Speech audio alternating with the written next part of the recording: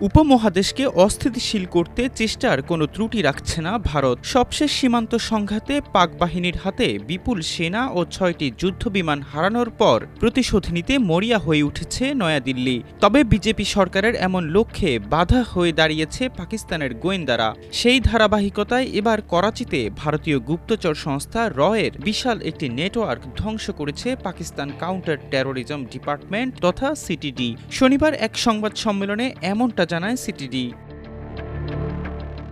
মে মাসে সিন্ধু প্রদেশের বাতিন জেলার মাতলি শহরে একটি হত্যাকাণ্ডের তদন্ত করতে যেয়ে র-এর এই নেটওয়ার্কের সন্ধান পায় সিটিডি। র-এর এজেন্টদের হাতে নিহত ব্যক্তি তার এলাকায় সামাজিক কর্মকাণ্ডের জন্য সুপরিচিত ছিলেন। সিসিটিভি ফুটেজের মাধ্যমে হত্যাকাণ্ডে জড়িত সন্দেহভাজন ৩ জনের পরিচয় শনাক্ত হওয়া যায়। এমনকি প্রত্যক্ষদর্শীরাও এই ৩ জনকে শনাক্ত করেন। এদের মধ্যে কয়েকজনকে এরই মধ্যে গ্রেপ্তার করা হয়েছে।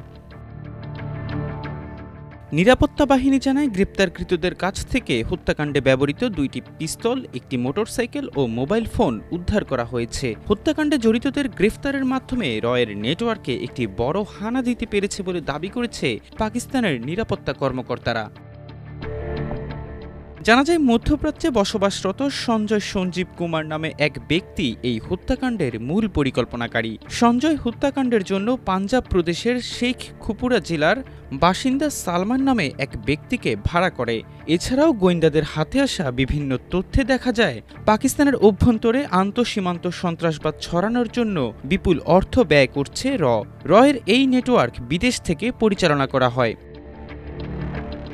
সিটিডির অতিরিক্ত আইজিপি আজাদ খান তানলি জানান, ৮ জুলাই প্রযুক্তিগত নজরদারির মাধ্যমে ৪ সন্দেহভাজন উমাইর আসগর, সাজ্জাদ, ওবায়েদ এবং শাকিলকে গ্রেপ্তার করা হয়েছিল। জিজ্ঞাসাবাদের সময় তারা র-এর স্থানীয় নেটওয়ার্কের জন্য কাজ করার কথা স্বীকার করেছে। এ সময় তারা একটি নিষিদ্ধ জঙ্গি গোষ্ঠীর সঙ্গে সম্পর্ক থাকার কথা এবং করাচিতে আরও সন্ত্রাসী হামলার পরিকল্পনা স্বীকার করে।